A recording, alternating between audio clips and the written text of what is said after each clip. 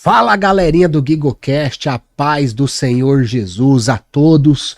Bem-vindos a esse episódio especial aqui na mesa do GigoCast. E é mais que especial que hoje quem tá na mesa comigo, Pastor Cleiton, meu amigo querido, glória já gravou aqui com a gente. Vídeos viralizadaços aqui, pra honra e glória de Deus. Deus tem usado muito ele aí na pregação, na itinerância. E a mesa tá recheada hoje, irmãos. A mesa tá recheada. Você quer mensagem, você quer palavra de Deus, vem pra cá. Deus prepara tempo. Deus prepara a mesa. E Deus também troca a cadeira. Saiba disso. Então dê valor às mesas e cadeiras que Deus tem te colocado. Valorize as oportunidades. Oportunidade não é para quem quer, é para quem está pronto, para quem está preparado. Então que nós estejamos prontos a receber conhecimento, porque por falta de conhecimento o povo de Deus perece. E Deus levanta pessoas, levanta servos e servas para nos ajudar nessa capacitação. Não é uma revelação do céu somente. Às vezes a gente tem que se debruçar, tem que moer para mastigar, para depois engolir a mensagem. Entende? Então que você esteja pronto e pronta, preparada, se enchendo poderosamente para glorificar com força e biblicamente falando o nome de Deus, para a honra e glória de Jesus. Pastor Cleiton, obrigado por você estar aqui na mesa comigo, entrevistando esse homem de Deus que eu vou apresentar aqui em breve. Obrigado mesmo, eu sei que você vai me ajudar nas perguntas aqui, hein? Amém, querido irmão Guigo, é uma honra eternal poder estar aqui junto com o irmão no GigoCast, participando dessa edição muito especial para nós. Especial mesmo. Né? Em que nós vamos estar falando de um assunto de extrema importância e atual, e recebendo essa figura muito conhecida no meio assembleano, pentecostal, um grande homem de Deus, e digo sempre que é um homem do reino, e é uma honra poder estar aqui hoje participando, e eu creio que Jesus vai falar poderosamente, e o nome dele vai ser glorificado. Não tenho dúvida. Dos Gideões direto para a mesa do GigoCast. Olha as coisas que Deus faz. Oh, meu Jesus amado, glorifica seu nome, Pai. Obrigado pelas oportunidades, Jesus. Que o Senhor vá ao encontro dos corações, das pessoas que clamam a Ti, Pai. Que o refrigério aconteça. Que o vento tempestuoso, Pai, possa paralisar, Pai. Que o Senhor possa dar calmaria para sua honra e sua glória. Pastor Erinaldo Silva aqui na mesa do GigoCast. Pastor, Deus seja louvado pela sua vida. Seja bem-vindo aqui na mesa do GigoCast. Prazer incrível, demais mesmo. Sem palavras para agradecer a Deus por tantas pessoas que Deus tem enviado, tem mandado aqui nessa mesa, e eu tenho certeza que vai ser poderoso para a honra e glória de Jesus. Amém. Pai do Senhor para todos. Obrigado, irmão Guigo, por nos convidar, nos abrir espaço para estarmos aqui nesse podcast tão conceituado. E é uma honra indizível estar aqui pela primeira vez com vocês. Também o nosso amigo pastor Cleiton, que quem foi o gestor da ponte para estarmos aqui. E nós estamos aqui à disposição para servirmos a Deus no reino, através da sua bendita palavra. Glória a Deus. Pastor, eu louvo a Deus por esses momentos, porque Amém. eu nunca imaginei fazer isso. Pessoas às quais eu assisti e assisto nas redes, e eu já tive oportunidade, e tenho, para honra e glória de Jesus, não por mim, para Jesus, de poder estar tete a tete, face a face, frente a frente, aprendendo ao vivo. Glória a Deus, aleluia. Deus faz essas coisas lindas, né? Deus faz essas coisas. Pastor, eu sei que você é um dos maiores escatólogos do Brasil hoje. Isso é exagero do povo. E eu quero abordar hoje escatologia. Amém. Né? Escatologia, o livro de Apocalipse. E é um livro que muitos pastores, inclusive, têm medo de abordar Apocalipse. Principalmente que é um livro escatológico. Vamos colocar assim, não sei se seria correto. Seria muita suposição. Em Apocalipse? Em Apocalipse? E, na verdade, Guigo, o Apocalipse ele tem uma linguagem simbólica e alegórica muito forte. Por isso que se faz necessário nós fazermos umas exegeses exatas dos textos para a gente não fazermos aplicações dentro da competência das nossas ideias, porque o simbolismo de Apocalipse precisa ser analisado com muito critério, mas dá para a gente entender, até porque a Bíblia diz em Deuteronômio 29, que as coisas reveladas são para nós e para os nossos filhos, e as ocultas são para Deus. Eu aprendi a estudar Apocalipse com pessoas que tinham conhecimento, e isso nos fez entender aquilo que Deus queria, e até hoje a gente continua estudando e descobrindo coisas novas. Exatamente, glória a Deus. Então, pessoal, compartilha essa live, deixa seu like. Glória a Deus. E vamos se encher para a honra e glória de Deus, sem muito embromation aqui, vamos direto para o ponto, né? Pastor Erinaldo, quem é o pastor Erinaldo? Se pudesse apresentar para o nosso público aí, para o pessoal do Brasil, embora muitos já conheçam, né? Glória a Deus. Irmão Gui, eu sou filho natural do Rio Grande do Norte, sou nordestino de carteirinha. Esses dias eu estava numa rádio em Santa Catarina e alguém disse assim, ligou para o programa que eu estava participando e falou assim, pastor, você não é catarino, não? Eu falei, não. A pessoa falou assim, as suas palavras lhe denunciam. Eu sou do Rio Grande do Norte, sou casado com uma paraibana, minha esposa é paraibana, inclusive está nos assistindo aí, vou mandar um abraço para ela, a irmã Maria. E eu tenho 2 filhos, uma filha casada, Lídia, de 28 anos, e uma adolescente de 16. E nós moramos há 21 anos em Santa Catarina. Servimos ao Reino de Deus ali na sede dos Gideões, cooperando com o nosso pastor presidente, nosso pastor atual, pastor Zilmar Miguel, e toda a diretoria de Gideões, e temos atendido agendas por esse Brasil. Eu pastoreei a igreja 20 anos, meu ministério começou ainda quando eu era solteiro, no campo missionário, e há 12 anos Deus mudou completamente o meu ministério e me trouxe para a itinerância, nos dando a oportunidade de conhecer países, os estados do Brasil, muitas pessoas, e isso tem sido muito bom, a gente tem aprendido bastante. Porque na proporção que a gente ensina, a gente aprende, né? Com certeza. E é de missões também o pastor, né?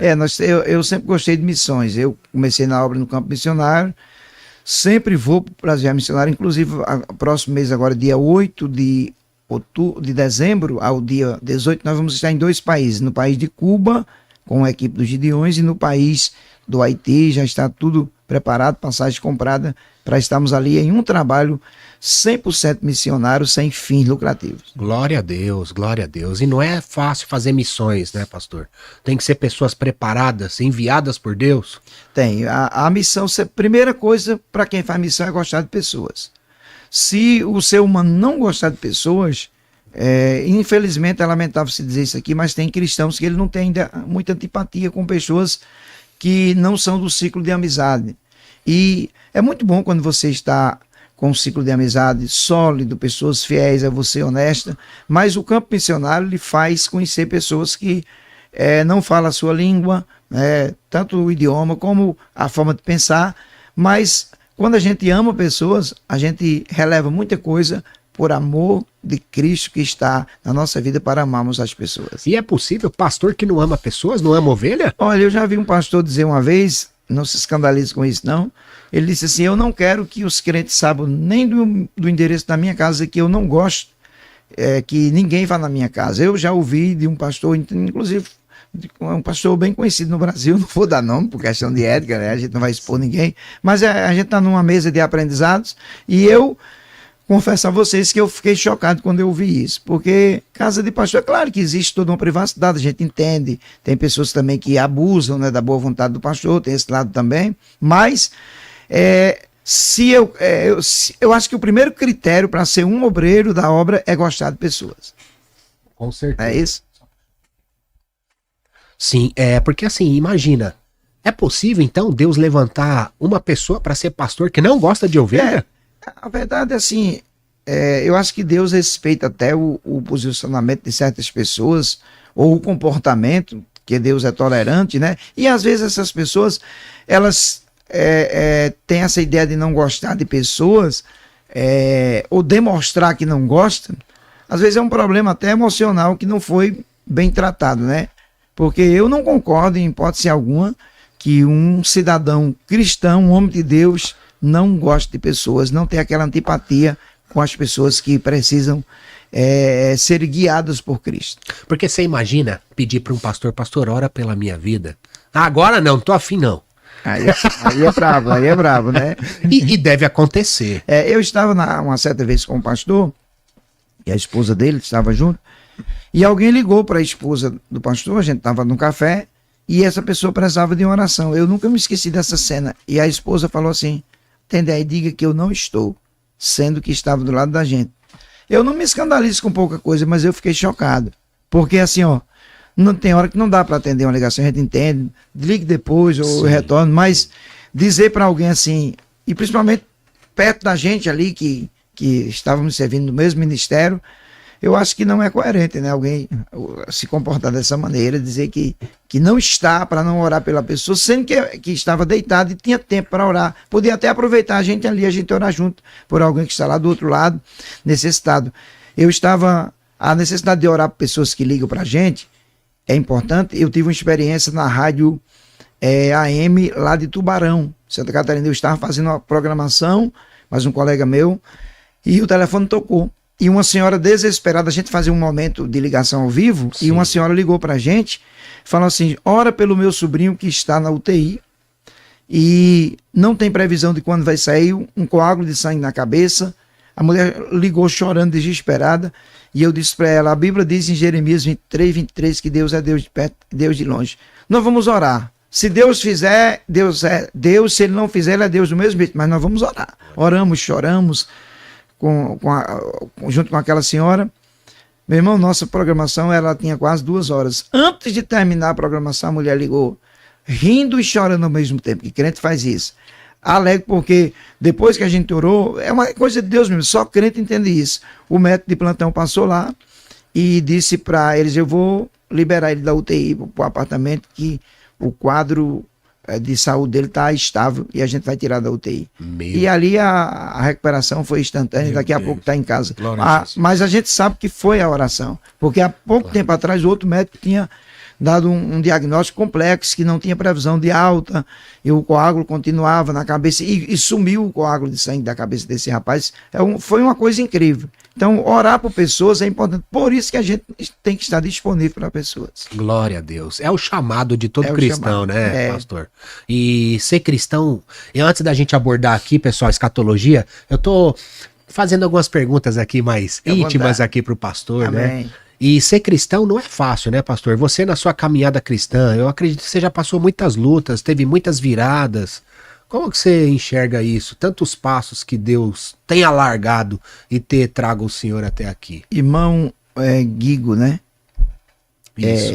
Guigo, aprendi o seu nome. É assim, ó. Eu aprendi uma coisa no ministério, na vida cristã, na vida com Deus. Eu aprendi a ser flexível com as situações. Eu trago isso desde o início da minha fé. Antes de eu ser cristão, eu vim do mundo da droga, passei um tempo. E mesmo no mundo da droga, eu sempre fui um cara que trabalhei com venda. E eu aprendi que o vendedor flexível, ele produz mais. Eu estou falando daquilo que aconteceu comigo. Quando eu me converti, claro que a mudança espiritual, a mudança de comportamento, tudo isso muda. Só que eu não mudei da minha vida de vendedor, que eu trouxe comigo essa qualidade de flexibilizar as situações. E isso me ajudou no ministério. Porque a gente vai entendendo que tem situações que você precisa ponderar, você precisa ser compreensivo. Teve um pastor que estava comigo uma vez, que ele disse para mim, pastor Rinaldo, eu não entendo como é que você consegue ser tão flexível com situações, com perseguições, com coisas que já aconteceram, mas eu aprendi isso na caminhada cristã. Em meio às adversidades, eu deixo aqui o meu conselho, seja flexível com as situações. E ser flexível é um aprendizado, né, pastor? Não é do dia para a noite que a gente aprende. Não. Podemos entender que flexibilidade também é descansar em Deus? Descansar em Deus. Orar sem ter resposta, esperar Deus fazer enquanto Deus não está fazendo. Eu ministrei numa igreja ontem, eu falei assim que quem presta um verdadeiro culto a Deus, vai para a casa de Deus prestar o culto, independente do seu cenário atual. Às vezes está todo mundo contando bênção e você não tem bênção para contar. Você vê a mão de Deus prosperando pessoas e você não está prosperando. Mas acontece que, em meio a esses processos de Deus, a nossa flexibilidade nos faz esperar o momento que Deus vai agir. Porque quando Deus decidir fazer, aí Ele faz. Meu Deus, e você falou dessa questão de pregação. Ontem eu preguei sobre pessoas que amam o culto, mas não amam a presença. Eita! E ontem eu falei sobre os 3 elementos do culto. Essa mensagem está gravada. Meu Deus! Eu falei os 3 elementos. O céu está alinhado, tá ou não tá? Muito interessante isso aí, né? Pessoas que amam o culto e não amam a presença. Sabe por quê, pastor? É muito bonito você ver uma igreja linda, o altar todo preparado, aquele louvor, som alto, aquelas luzes, mas cadê a presença? Se a gente perguntasse para muitos cristãos hoje, se Deus saísse do culto hoje, você perceberia? Forte, muito forte. Acredito que isso seja o verdadeiro religioso, né? Que está muito mais preocupado com a liturgia, com o cumprimento da liturgia, do que com a espiritualidade do culto. Exatamente. Né? Em servir a Deus de verdade. O ano passado eu tive a oportunidade de ministrar, de ser um dos pregadores oficiais de Gideões. Nosso presidente nos ligou e nos facultou essa oportunidade. E num dado momento da mensagem, está gravado isso aí no YouTube, está no canal dos Gideões, eu falei que uma das maiores dificuldades que eu tenho como pregador itinerante no Brasil, eu não posso generalizar, em alguns lugares que isso já aconteceu, e é uma das situações mais difíceis da gente viver. É quando você pega um pastor que ele não lhe dá tempo para ministrar. E eu disse que já estive em alguns lugares que os pastores dão oportunidade para tanta coisa num culto, a gente está falando de culto, e tira o tempo para a ministração da palavra.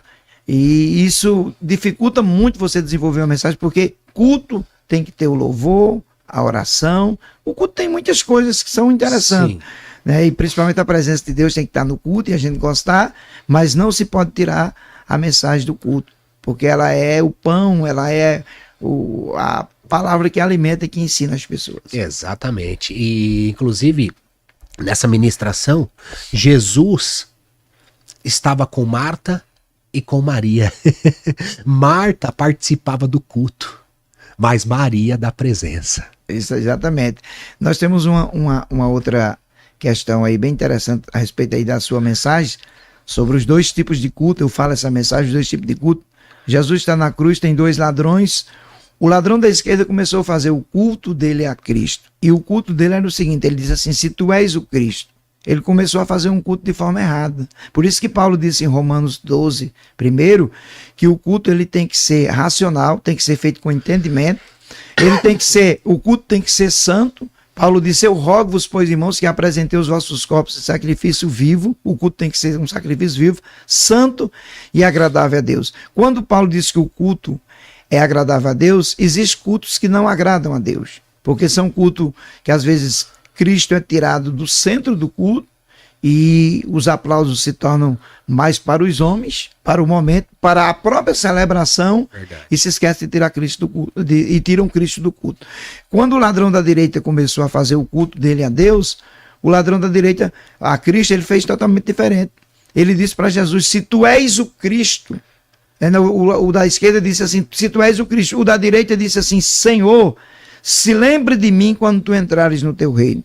Agora, por que é que ele chamou Jesus de Senhor? Eu vi o pastor Josué Brandão dar uma explicação sobre esse assunto e ele disse que a palavra Senhor, naquela época, só era dirigida a duas classes de pessoas, reis e imperadores. E o ladrão olha para Jesus com a coroa de espinho na cabeça, chicoteado, todo lapidado. Isaías tinha dito no capítulo 53 que não havia beleza em algum em Jesus para o desejarmos, porque o cara, fisicamente, Jesus não tinha nada de beleza para oferecer na cruz. Mas o ladrão chamou ele de Senhor. E Jesus respondeu o culto dele e disse assim, hoje mesmo você vai estar comigo no paraíso. Glória a Deus. Muito interessante. Eu até me emociono, porque a cruz, a mensagem da cruz é muito forte. Muito forte. E foi através dela que eu tô aqui. Nós estamos, né? Nós estamos, é uma dependência total de Deus. Eu tava de cama, gente, há 3 dias, desde domingo. E ontem eu tinha que pregar, eu falava, Deus, não vou conseguir. Mas Deus me incomodou tanto. Falou, não, você vai. O seu compromisso Glória é comigo. a Deus. Aí eu orei a Deus. Eu falei, meu Deus, 5 minutos ainda, orei de novo antes de começar. Foi totalmente na dependência dele. É muito bom. Eu não tinha capacidade nenhuma, condição nenhuma, pastor. Eu tô aqui para honra e glória de Deus. Por graça. Para honra e glória de Jesus. Glória a Deus. Pastor Irinaldo, eu ouvi o senhor falando algo muito interessante, que se relaciona à escatologia.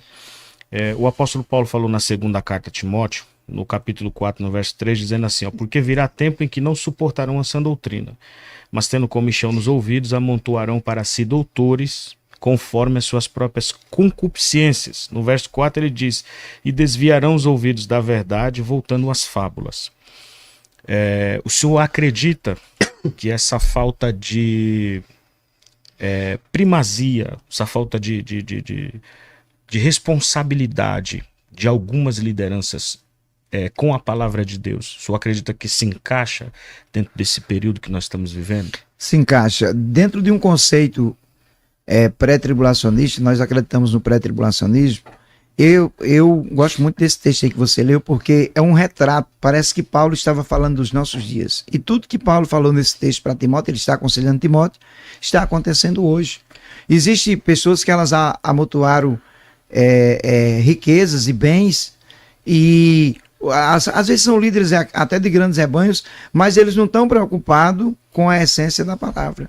Não se tem uma mudança na vida daquelas pessoas. Eu não estou nem falando aqui de questão de usos e costumes de igreja, cada igreja tem seu comportamento como quer, mas estou falando questão de mudança na área espiritual. Eu ministrei numa igreja, eu não vou dar nomes aqui, porque tudo é gravado, mas eu ministrei numa igreja, eu ministrei 2 horas de escatologia.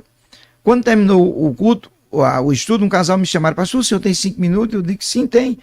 Eles disseram: nós congregamos aqui há 5 anos, o nosso pastor nunca falou sobre arrebatamento, sobre vinda de Cristo.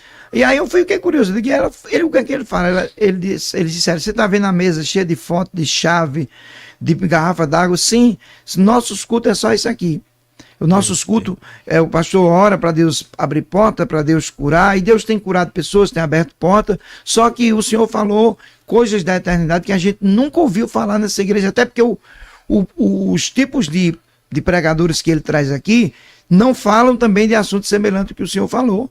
Então é preocupante, porque estão desviando, ensinando as pessoas até a desviar os ouvidos da verdade. E assim, Guigo, não tem como alguém mudar sem ser confrontado com a palavra. Sim. Não existe mudança em nenhum de nós, por isso que todos os dias Deus nos confronta. Se qualquer coisa que você fizer ou tentar fazer fora daquilo que está dentro de um conceito bíblico, Deus já lhe repreende. Olha só que interessante que você falou, pastor, que tem que ser confrontado. Eu já ouvi, às vezes eu evangelizando, que eu sou um evangelista, Certo. eu evangelizando pessoas, e a pessoa falou: você é muito grosso, você é muito duro. Não é eu, tá escrito, Pronto, é a palavra. exatamente. Ou seja, ou a pessoa vai ser confrontada ou vai deixar de ser seu amigo. Até uma profecia, quando se manifesta na igreja, ela tem 3 pilares. A profecia exorta, consola e edifica. Então não existe evangelho sem confronto. Eu sou a favor do pregador ou do pastor. Eu falo por mim. Ter um bom comportamento no púlpito, ter uma boa oratória, ajuda muito. Até porque hoje a gente vive uma época que existe na casa de Deus pessoas com níveis intelectuais diferentes um do outro, pessoas que estão numa faculdade.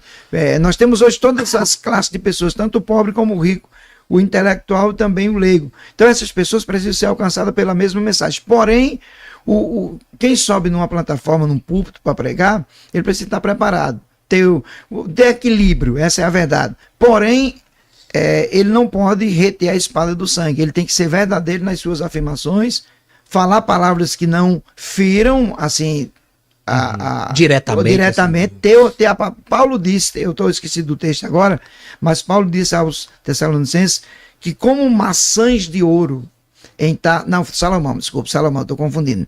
Salomão disse que como maçãs de ouro em taças de prata são a palavra dita aos seus tempos. Aí Paulo completou em Tessalonicenses, disse assim, que as nossas palavras, elas devem promover graça e edificação. Passar disso não é evangelho. Sim. Eu acredito, pastor, que as pessoas elas precisam saber discernir, porque assim, o propósito do pregador em falar a respeito de pecado não é para expor o pecado das pessoas, mas sim fazer com que o pecador entenda sua condição, né, sem Cristo. Porque o homem sem Cristo, ele está numa condição caída, ele está numa condição, né, na sua natureza adâmica, que a Bíblia diz, e ele não tem condição nenhuma de se salvar. Portanto, o Evangelho tem como propósito anunciar ao homem de que ele está numa condição caída, né? Ele não tem discernimento, ele não tem iluminação, ele está num estado de pecado, e conscientizando ele disso, logo nós apresentamos a saída, que é Cristo, né? Exatamente. Que é o Salvador da das nossas Justamente. vidas. Então, assim, a exposição, a fala contra pecado é justamente para poder conscientizar o homem de que ele está numa condição caída e que precisa ser salvo, né? Mas acredito também que nós devemos ter graça de Deus para poder saber como falar.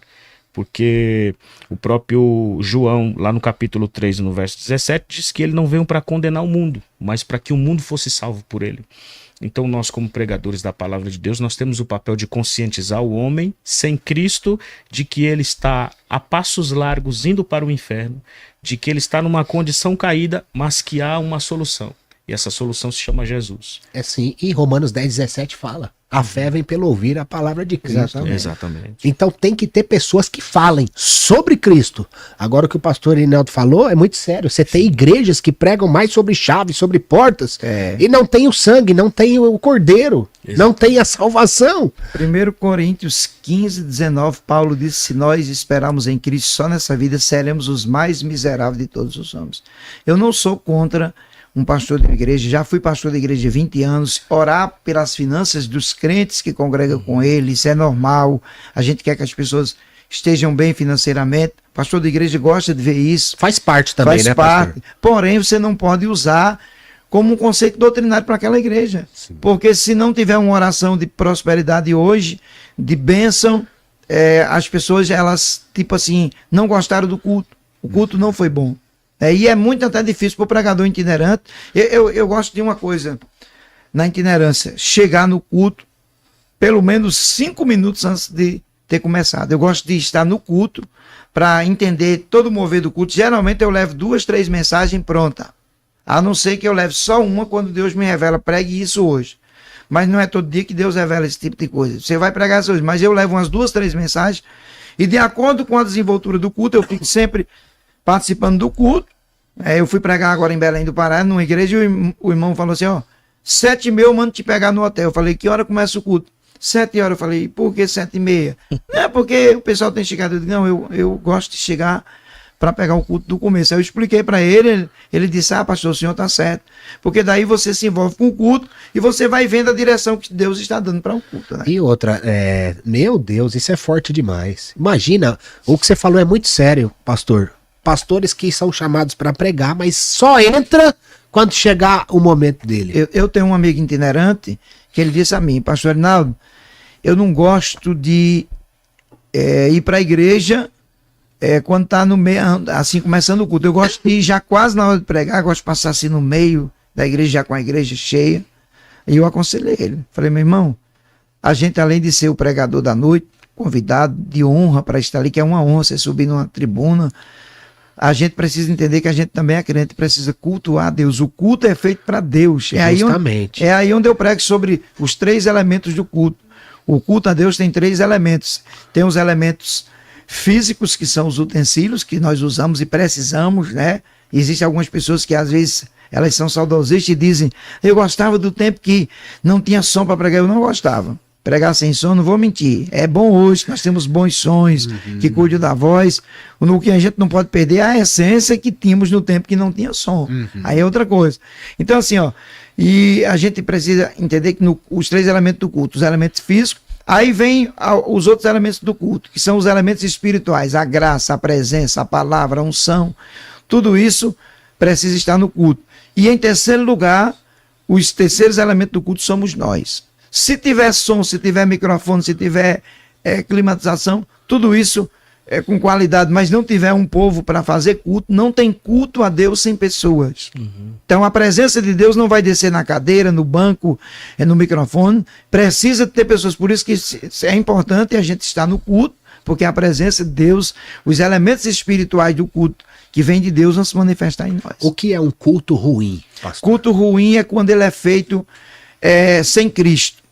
Quando Cristo é tirado do centro do culto. Eu já fui em culto que Cristo foi deixado de fora pelas atitudes. Pastor, mas o culto não está falando de Deus. Falar em Deus não é suficiente. A gente precisa entender que o culto precisa... É aquilo que eu falei em Romanos 12, primeiro. O culto tem que ser santo e tem que ser agradável a Deus. E tem que ser racional. Eu tenho que ter entendimento que eu estou num culto. Salomão, no capítulo 5 de Eclesiastes, ele disse assim, falando de reverência: guarde o seu pé quando entrar na casa de Deus. Não ofereça sacrifício de tolo. Então, quando eu estou num culto a Deus, eu preciso estar ligado com Ele. É claro que o meu corpo humano pode cansar, pode se desgastar um dia inteiro. Eu já cheguei a dormir num culto uma vez. Pastor, o senhor tem coragem de falar isso? Tem. Eu estava tão cansado de uma viagem que eu me ajoelhei e cochilei. Mas eu arrumei força onde não tinha, porque eu estava para ministrar a palavra e eu precisava ministrar a palavra com graça e prestar o meu verdadeiro culto a Deus. Mesmo cansado e com sono, eu prestei o meu culto a Deus. A dependência total de Deus, né? E esse amor pela escatologia, pastor? Da onde começou isso? Olha, eu me converti dia 2 de novembro de 1992.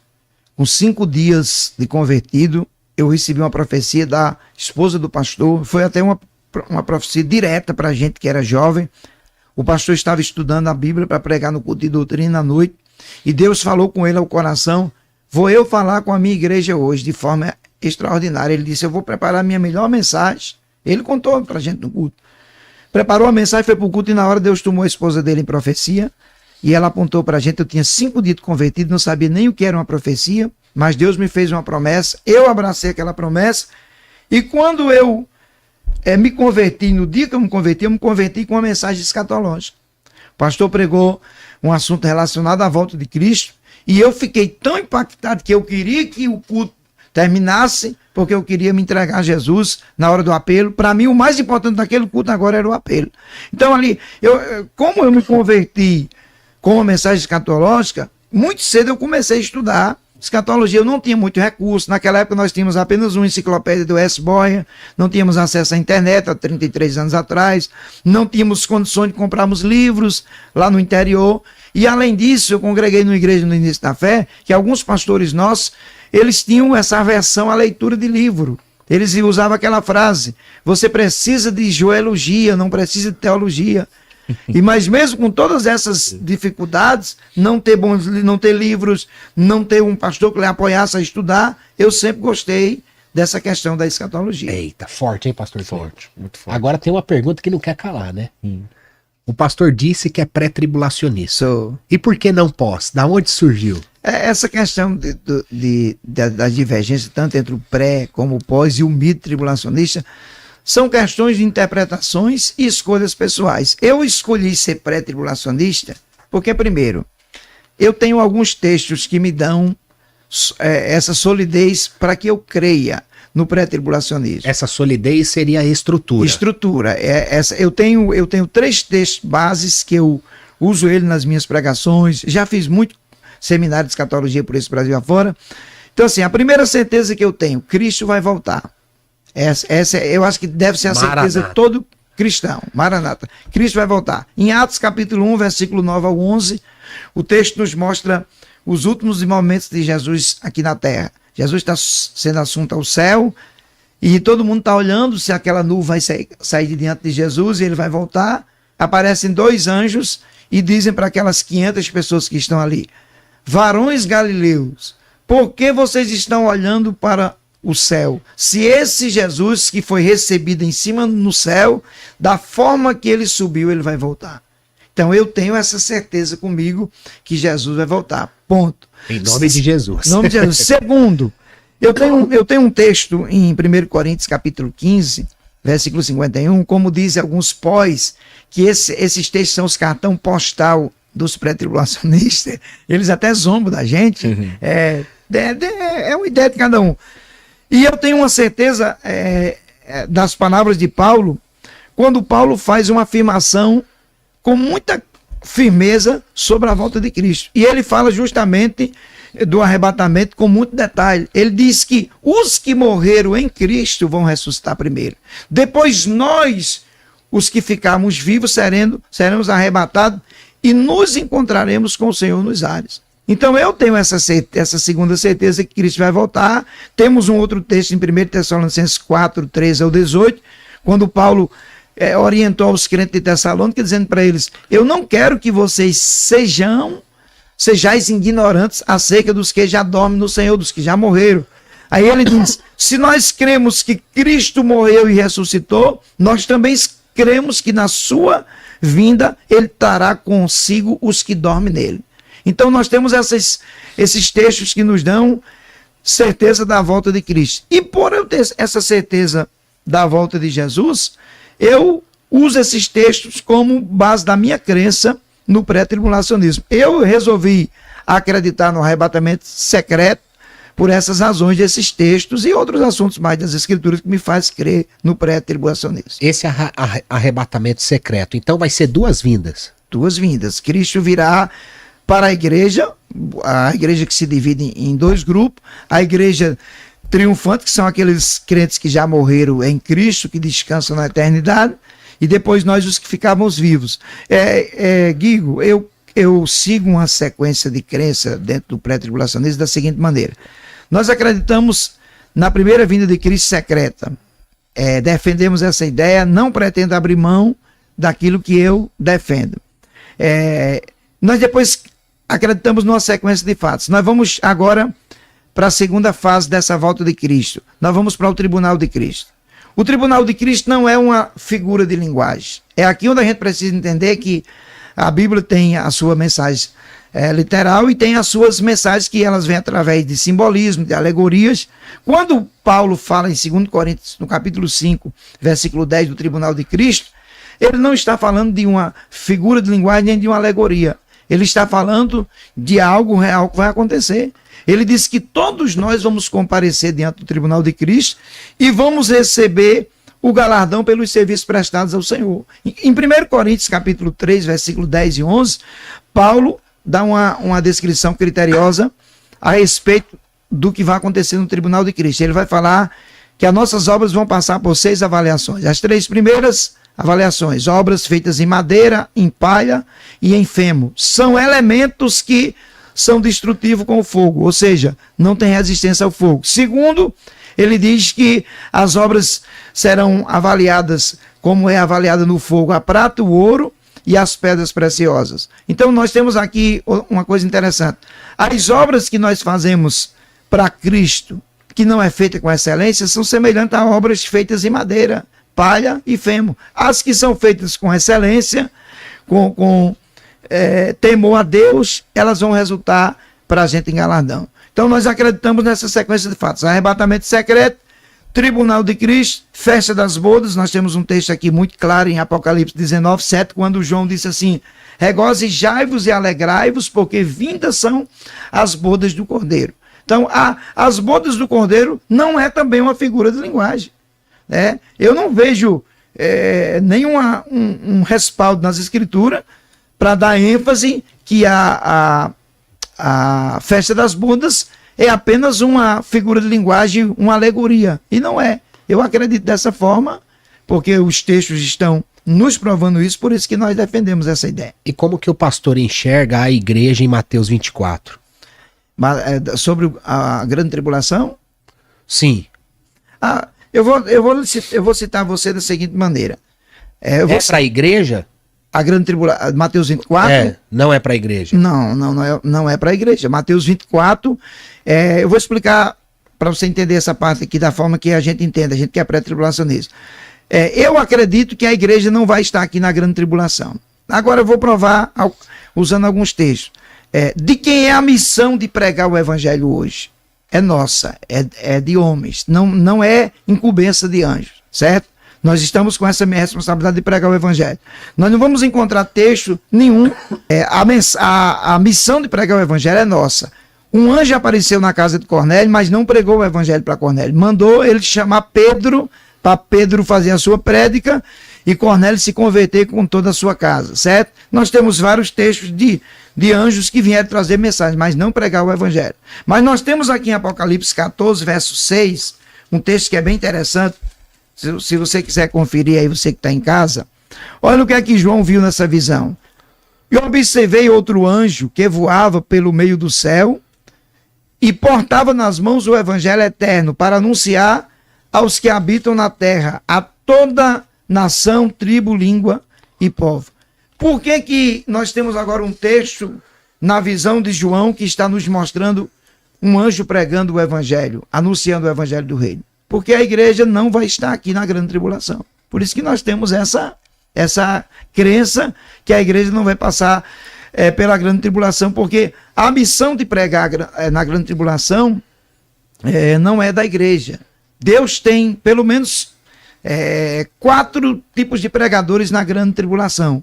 Nós temos as 2 testemunhas de Apocalipse, que acreditamos. Inclusive, alguém me perguntou essa semana, no estudo de escatologia que eu fiz numa igreja aqui em São Paulo, se essas 2 testemunhas eram 2 igrejas. Eu falei, não, pastor, mas o senhor sabe o nome dessas 2 testemunhas? Não, nós não temos os nomes, até porque a Bíblia não revela os nomes, e não é correto nenhum pregador, nenhum teólogo, nenhum escritor dar nome naquilo que Deus não deu nome. Por exemplo, nós temos a ideia, alguém tem a ideia que é Enoque e Elias que não morreram, né? Outros, Elias e Moisés, pelos sinais miraculosos que eles operaram, mas a gente não tem uma sustentação bíblica para dar nomes. E uma coisa eu sei, essas 2 testemunhas vão pregar os 1260 anos, né, que é 3 anos e meio, eles vão pregar porque está determinado. Esse anjo do capítulo 14 de Apocalipse vai também anunciar o Evangelho de Reino. E eu gostaria de mostrar para vocês uma coisa aqui dentro do assunto, Apocalipse capítulo 20, versículo 4, de um outro grupo que vai pregar o Evangelho na grande tribulação. Eu estou aqui mostrando para vocês porque nós acreditamos que a igreja não vai estar aqui na grande tribulação. Apocalipse capítulo 20, versículo 4, olha que interessante. A parte B em diante. Vi as almas dos que foram degolados por causa do testemunho de Jesus e da palavra de Deus. Os que não adoraram a besta, nem tampouco a sua imagem. Eles reviverão e reinarão com Cristo durante 1000 anos. Eu tenho uma pergunta para fazer para vocês 2 agora. Quem são essas almas que João viu debaixo do altar de Deus? Você tem alguma ideia? Debaixo do altar de Deus. Essas almas que João viu nessa visão. Clamando. Os judeus? Na sua opinião? Eu acredito que seja... Porque o próprio texto acaba falando a respeito disso, né? São almas que perderam a sua vida, que foram degolados pelo testemunho de Cristo. Possivelmente assim está escrito no texto. Mas... especificamente eu não sei mesmo assim. Essas almas, elas foram degoladas por um propósito. O texto diz que elas foram degoladas por causa do testemunho de Jesus e da palavra de Deus. Mas tem uma coisa interessante aqui. Elas não se prostraram diante do governo da besta. Elas não foram assinaladas na mão nem na testa. Quando é que nós vamos ter o governo do anticristo? Após o arrebatamento da igreja, no período da grande tribulação. Por isso que nós defendemos isso. Por isso que eu comentei judeu. Porque se eu tiver errado, você me corrige. Essas almas, eu vou explicar isso aqui dentro de um contexto... Porque você concorda que na grande tribulação, no entendimento pré-tribulacionista, não vai existir igreja. Exatamente. Correto? A igreja foi arrebatada. Exatamente, é isso que eu vou falar para você. Deixa eu explicar aqui, depois você vai para a sua linha de raciocínio, para não perder o foco disso aqui. Mas assim, pastor, deixa eu só interromper o senhor. Sim, Por mais senhor. que a igreja será arrebatada, né? A gente crê que haverá salvação. Sim. Haverá salvação na grande tribulação. Eu vou provar com esse texto aqui que haverá. Então, possivelmente, essas almas que estão ali foram vistas debaixo do altar e que foram degoladas pelo testemunho de Cristo são pessoas que se converteram no período da grande tribulação. É o que eu estou mostrando no texto. Essas almas, por que é que elas estão debaixo do altar de Deus? Olha a veracidade do texto aqui. O texto está dizendo que João viu almas dos que estão... Travou aí, Mateus? Tá tranquilo? Que estão debaixo do altar. Travou aqui. Que estão debaixo do altar de Deus, essas almas, elas foram degoladas por causa do testemunho de Jesus e da palavra de Deus. Correto? O texto está nos provando isso aqui. Agora, por que é que as almas delas foram para debaixo do altar de Deus? Aqui nós temos uma razão bem lógica. Nesse tempo aqui, o arrebatamento da igreja já aconteceu. Quem foi arrebatado está no tribunal de Cristo ou na festa das bodas. Então essas pessoas, elas não vão ser arrebatadas no arrebatamento secreto que já passou, tá?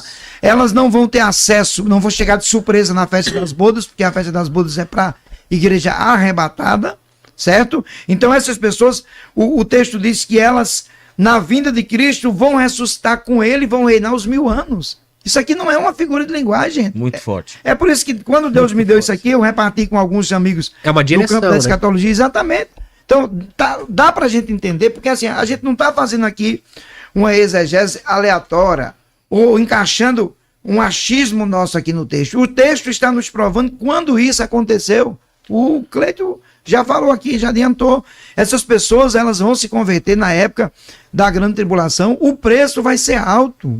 Vai ter que ser degolado por amor de Jesus. Essas pessoas não vão ser assinaladas na mão nem na testa, né? Que é um assunto que hoje tem várias interpretações, várias ideias se falam sobre isso. Eu não sei qual vai ser o método do anticristo, mas ele vai governar a terra. E a igreja não vai passar aqui. Alguns colegas, até pós-tribulacionistas, defendem uma ideia que a igreja tem que sofrer porque sofreu na época da perseguição romana, na época do Coliseu. Meu irmão, nós estamos vivendo um tempo diferente. Na época do Coliseu também não tinha internet.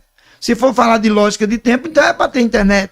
Então, hoje tem perseguição na Nigéria, a gente está vendo o caos de cristãos sendo mortos. A gente não pode pegar uma cultura de uma época e levar para outra, que não vai funcionar. Nós usamos cultura passada em alguns aspectos, que nos ajudam em algumas coisas, porém, a própria Bíblia diz que Davi serviu a Deus no seu tempo, o tempo de Davi passou. Então, houve a época da perseguição. Eu digo uma coisa para vocês dois aqui, para os nossos internautas, que se hoje estamos aqui, somos fruto de duas coisas: o amor de Deus por meio de Cristo, crucificação de Jesus, gerou a salvação da nossa alma. Segundo, pessoas que pagaram o preço, pessoas que se doaram. É uma das coisas que eu aprendi no meu ministério, respeitar a história de pessoas. Às vezes eu vou em algumas igrejas e vejo velhinhos cansados, dormindo em púlpito, cansado, mas você vai puxar a ficha daquele homem que hoje está jubilado, que se dedicou, que andou a pé. Eu estive pregando no Piauí a semana passada, numa igreja, tinha um pastor jubilado. Quando deram a oportunidade dele, trataram com todas as honras, disseram: olha, pastor Reinaldo, esse homem foi quem abriu esse trabalho que hoje eu estava pregando numa grande festa, com uma multidão de pessoas, até drone filmando o evento. Nossa. Porém, tem um homem que fazia culto, mas é esposinho de bicicleta, sem ter ninguém debaixo das árvores, criaram o momento para hoje estarmos aqui. Então, esses irmãos primitivos do Coliseu pagaram um preço. Não vai ter mais Coliseu para se repetir o mesmo método usado, vai ter perseguição. Então, na época da grande tribulação, que o anticristo, assessorado pela besta e por falsos profetas, estiverem executando o seu plano cruel, eles vão perseguir todas aquelas pessoas, tanto os judeus como aqueles que serão desejosos para serem salvos, que não vão se dobrar e vão ser mortos. Então, quando eu comentei judeu, faz sentido. Faz sentido também. Pastor, eu achei muito, muito interessante mesmo o seu raciocínio, o seu pensamento. Quer dizer que essas almas que foram vistas no altar, debaixo do altar, do altar, correto?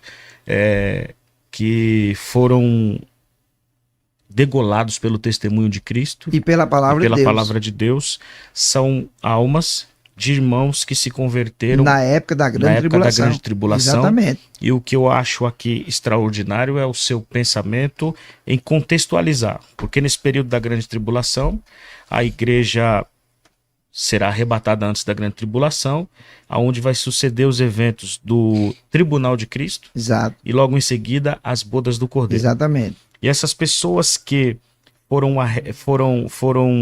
se converteram na grande tribulação e que chegaram aos céus, mas não entrarão nesse presente momento em que a igreja estiver sendo galardoada e participando das bodas do Cordeiro. Não, a promessa é para quem é salvo, mas ainda não vai estar participando. Exatamente, não vai estar participando. Isso é interessante, hein? Interessante. Eu estudei isso aqui, quando eu li esse texto, que fiquei pensando sobre ele. Eu gosto de ler os textos, pensar, procurar conversar com colegas, né? Então, inclusive, conversei com o pastor Juliano Fraga sobre esse assunto aqui. Ele tem essa mesma ideia, assim.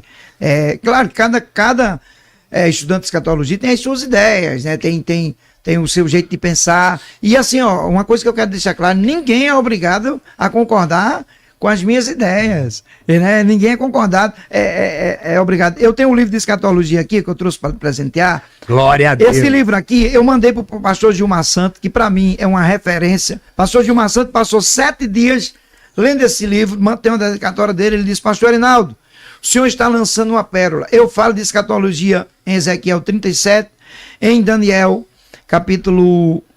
alguns capítulos de Daniel e outros personagens da Bíblia. E os 5 teólogos que que fizeram a avaliação desse livro, inclusive o pastor Zilmar, o presidente dos Gideões, eu nem sabia disso, eu fiquei sabendo que ele foi o primeiro teólogo formado em escatologia em Santa Catarina. Glória a Deus. Aí fez uma revisão do meu texto, aqui fez uma dedicatória ao nosso presidente e abençoou esse trabalho. Por que eu estou falando isso? Porque assim, ó, nós não podemos pensar só. Eu estou partilhando aqui com uma ideia com vocês que talvez você nunca ouviu falar isso. Poxa, pastor Reinaldo, ninguém nunca tinha falado que essas almas foram aquelas que foram decoladas. Mas não é uma invenção do pastor Reinaldo, o texto está dizendo que elas foram decoladas por amor de Jesus, pela palavra de Deus. E o que é mais forte de tudo isso aqui é que o texto diz que elas vão reviver com Cristo e vão reinar os 1000 anos com Cristo. É aí que nos dá uma garantia de que a Bíblia por si mesmo ela se interpreta, está nos trazendo uma revelação preciosa para a gente nessa tarde. É igual a história do anjo, que eu falei aqui do Apocalipse 14, que o anjo vai pregar na grande tribulação. Eu mandei para um pastor da DVEC, que vai ser uma das testemunhas. Não, o anjo não vai ser testemunha. O anjo, esses anjos que vai pregar, eles não são uma das testemunhas. Eles estão de forma isolada no texto de Apocalipse 14. João disse, eu vi 3 anjos. João viu 3 anjos. E no verso 14, eu estou citando um. João disse assim, eu vi 3 anjos voando pelo meio do céu. E no verso 6 ele diz assim, e eles pregavam o evangelho do reino, anunciavam os juízos de Deus. E quando é que os juízos de Deus vão acontecer? Na grande tribulação, gente. Então, além das 2 testemunhas, vai ter anjos pregando na grande tribulação. Pregar, que vão semear a mensagem na grande tribulação. Essas pessoas que vão morrer por amor de Jesus. E tem outra linha de interpretação que acredita que aqueles 144 mil judeus também vão anunciar o reino de Deus na época da grande tribulação. Então é uma linha interpretativa de alguns colegas que acreditam nisso. Mas uma coisa eu deixo claro aqui para todos os internautas. Eu defendo o pré-tribulacionismo baseado nesses textos aqui. Porque assim, ó, se não houver arrebatamento de igreja, não vai haver grande tribulação, não vai haver milênio. Então nós precisamos pegar algumas páginas na Bíblia e rasgar. Porque Deus não se equivoca naquilo que ele fala. Nós temos na Bíblia 1189 capítulos, que estão divididos em 31.173 versículos, e Deus tem responsabilidade com a palavra dele. Eu gosto de um texto de Jeremias 1,12, quando Deus disse, Jeremias, eu velo pela minha palavra para fazer cumprir. Eu fui estudar o significado da palavra velar. Nesse texto tem uma conotação importante. Velar significa proteger a palavra. Deus disse assim, Jeremias, eu protejo minha palavra para fazer cumprir. E é isso que a gente entende dentro das Escrituras. Ô pastor, uma pergunta. Sim.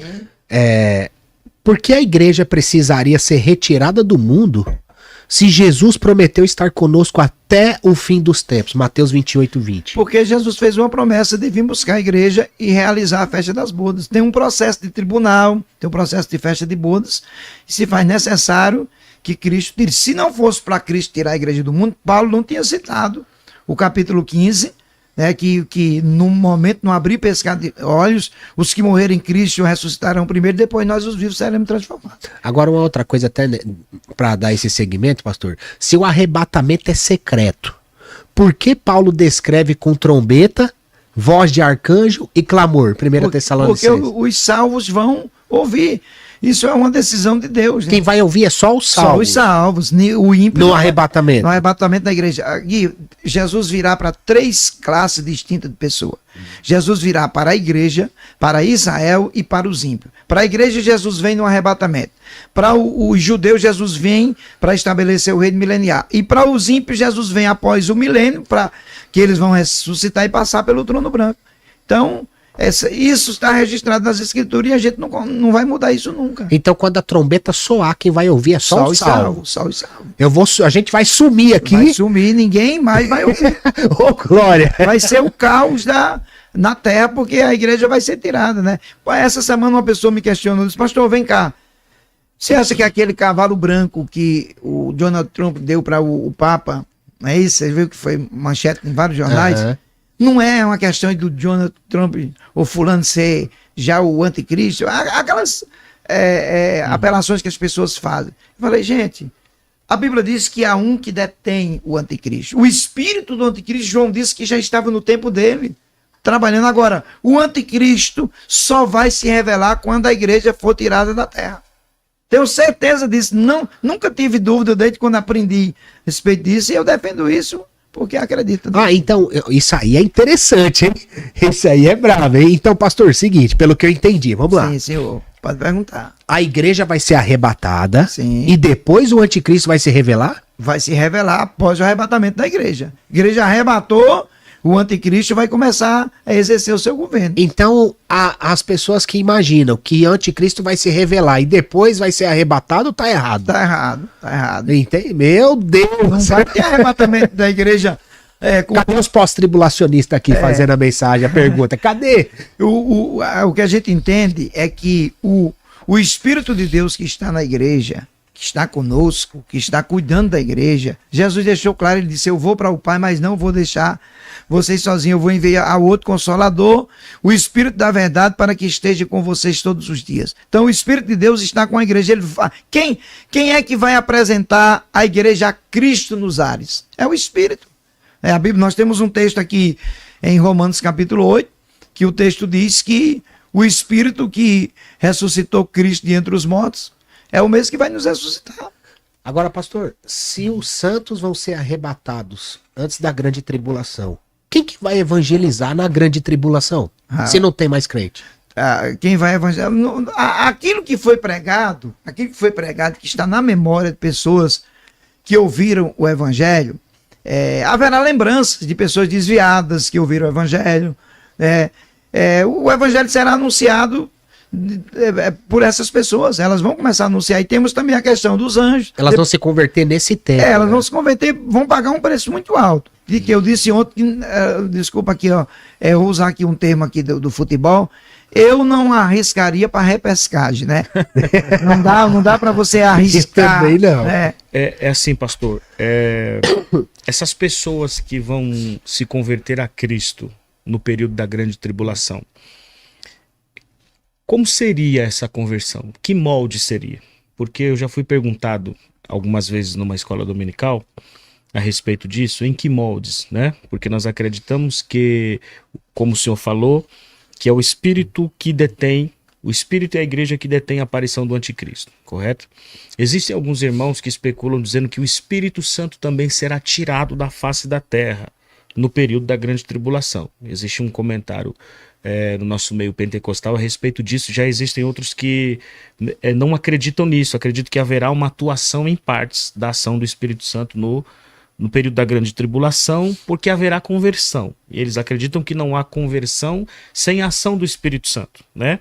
E já alguns acreditam que a conversão no período da grande tribulação se dará aos moldes do Antigo Testamento, onde também não havia a atuação do Espírito Santo no coração, na vida das pessoas como há hoje. O senhor acredita que o Espírito Santo será retirado também da face da terra? E dentro dessa pergunta, uma outra pergunta: como que vai ser os moldes dessa conversão? Muito boa a sua pergunta, pastor Cleito. Eu tenho também a minha linha de interpretação e pensamento a respeito disso. Eu acredito que o Espírito de Deus que vai apresentar a igreja a Cristo, ele vai continuar trabalhando na grande tribulação, porque as duas testemunhas vão operar sinais. Os cristãos que vão ser mortos, as pessoas que vão se converter na grande tribulação, eles não vão operar sinais. Não há nenhum registro bíblico e a gente não vai forçar a interpretação do texto de algo que a Bíblia não está dizendo. As duas testemunhas vão operar sinais e prodígios, e elas vão operar por causa da presença de Deus, do Espírito que vai estar sobre elas. Agora, essas pessoas que vão se converter, não tem uma forma definida da Bíblia sobre os moldes que vai ser usado, se é Velho Testamento ou foi alguma coisa nova. O que a gente sabe é que o texto deixa claro que elas vão se entregar a Cristo de tal maneira que elas vão ser degoladas. Não vão aceitar ser assinalada nem na mão nem na testa, né? Que é um outro assunto que questiona, que dizem que é a figura de linguagem. Você sabe uma coisa que eu tenho muito amigo pós-tribulacionista demais, inclusive vou pregar na igreja de um agora que é pós de carteirinha na Europa, um grande amigo. Porém, o pós-tribulacionista em alguns aspectos, eles, nessa parte aí, eles tentam excluir tudo aquilo que a gente defende no pré-tribulacionismo. E aí fica difícil até. Eu já tive sentado numa mesa com um pós-tribulacionista, e nós conversamos o seguinte: chegou um momento que eu disse, meu filho, você nunca vai me converter ao pós-tribulacionismo, nem eu vou lhe converter ao pré. Então, a partir desse momento, em nome de Jesus, eu disse para ele, eu não falo mais em assuntos de escatologia com você, nem você fala comigo.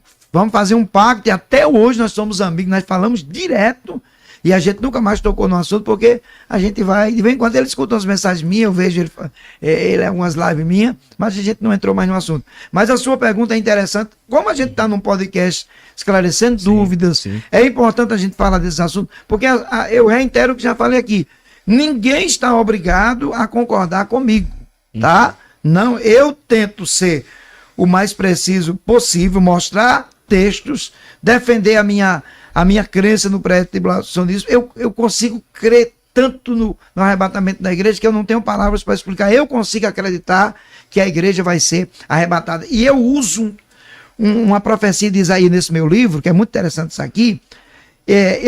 Qual é o tema do meu livro? O renascimento de Israel, um sinal do fim. E o que é que eu uso de argumento bíblico? Tem uma profecia de Isaías 66:8, que Isaías profetizou que uma nação renasceria em um só dia. Quando eu li isso aqui, eu falei, peraí, que nação é essa? Eu fui estudar. Aí eu peguei todo aquele assunto que Israel, a partir do ano 70, na época que o general Tito invadiu Jerusalém, Israel deixou de ser uma nação. Sabe quantos anos Israel passou sem ser uma nação? 1878 anos. E sabe qual foi o caminho que Deus tomou para Israel voltar a ser uma nação? Foi a criação da ONU. Havia um presidente dos Estados Unidos chamado Franklin Roosevelt, que ele teve uma ideia após o final da Segunda Guerra Mundial e havia rumores de uma terceira guerra naquela época. E o Franklin teve uma ideia, convidou alguns chefes de Estado e disse, vamos criar uma associação de países, que se deu o nome de ONU. E dia 24 de outubro de 1945, em São Francisco da Califórnia, foi criada a ONU. O Brasil se tornou integrante da ONU. Aí, como alguns representantes de Israel souberam da criação da ONU, voaram para Israel, para os Estados Unidos, e conseguiram colocar nas mãos da ONU uma pasta, e inclusive o brasileiro, meu vizinho lá, vizinho de estado, um gaúcho chamado Oswaldo Aranha, foi quem fez todo o trâmite, né? E então a ONU abriu uma porta para a criação de Israel. Israel voltou a ser uma nação, a figueira floresceu. E eu disse numa palestra, um cara me questionou, questionar é normal, e ele disse para mim, pastor Rinaldo, então o senhor está dizendo que não haveria arrebatamento de igreja sem Israel voltar a ser uma nação? Eu falei, não, porque Israel está inserido na época do milênio. Nós somos pré-milenistas, nós defendemos essa ideia de que Cristo vai estabelecer o seu reino milenial, que para os pós-tribulacionistas é uma aberração do pré, e a gente não liga com isso, entendeu? Então, a gente usa esses textos para provar essas verdades que estão inseridas nas Escrituras. E pastor, aproveitando as oportunidades, eu vou fazer algumas perguntas aqui. Por exemplo, como que a igreja pode escapar da tribulação se o Novo Testamento ensina que importa que através de muitas tribulações entremos no reino? Atos 14:22. Meu filho, você acabou de dizer aí que você passou 3 dias doente. E agora está aqui, você passou uma tribulação de 3 dias. Tribulações, elas existem no nosso dia a dia. Eu estou aqui sentado, gozando de perfeita saúde, mas eu tenho 5 pontos de safena no meu coração, 4 pontos de safena, eu tenho 5 estende. São as tribulações da vida. Eu pastorei a igreja há 20 anos. Hoje, a gente conhece alguns irmãos que estão enfrentando algumas tribulações, mas eu vivi tribulações de pessoas no pastoreio de perto, e eu ficava sem entender, Deus, como é que essa pessoa é tão fiel, tão de oração, e ela está passando isso. Pastor, então, deixa eu fazer uma pergunta aqui. Então, essas tribulações aqui, né, que foi citada aqui em Atos 14:22. Atos 14:22. Por meio de grandes tribulações, você pode entrar no reino de Deus. Isso, é mais ou menos as mesmas tribulações que Jesus diz. Nesse mundo tereis aflições e tribulações, né? Isso. Mas tem de bom ânimo, eu venci. Então essas tribulações que está sendo citada aqui não são tribulações que fazem referência à grande tribulação. Não importa. São tribulações da vida. Tribulações da vida. A diferença... Então esse texto não fortalece o pós-tribulacionismo. Não fortalece. A diferença, irmão, é que nessa época aí, a perseguição era mais intensificada. Eu estive agora em Belém do Pará, mês passado, eu estive na Igreja Mãe. Eu fui em cidades, eu sou um cara que gosta de história. Eu gosto da história na sua essência, na sua veracidade, e eu fui estudar de perto sobre um pouquinho da história da Assembleia de Deus no Brasil, lá em Belém do Pará, E eu descobri uma coisa interessante, o irmão me levou, até está documentado aqui, estou preparando material para soltar na internet. Eu fui numa cidade que os crentes estavam fazendo um culto chamado Boa Vista do Quatupuru, nome dessa cidade do Pará. E olha o que aconteceu, eles me levaram em frente ao correio e falaram, pastor, tá vendo esse correio? Sim, isso aqui era uma delegacia, certo? O delegado dessa cidade aqui pegou os crentes que estavam fazendo um culto, prendeu todos eles e disse para vocês, a fiança para vocês serem soltos é essa, vocês vão limpar o grama do cemitério da cidade, não vão ter direito a enxada, nem roçadeira, é na mão. E o delegado sabia que tinha formiga, uma formiga chamada de formiga alemã, que a ferroada dela é horrível, eu já limpei em roça, sei como é que é.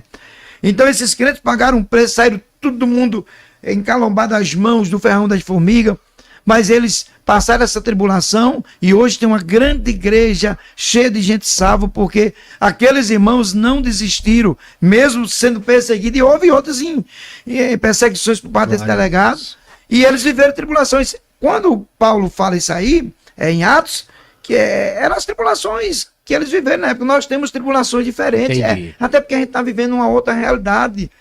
Eu tenho vou fazer 60 anos de idade.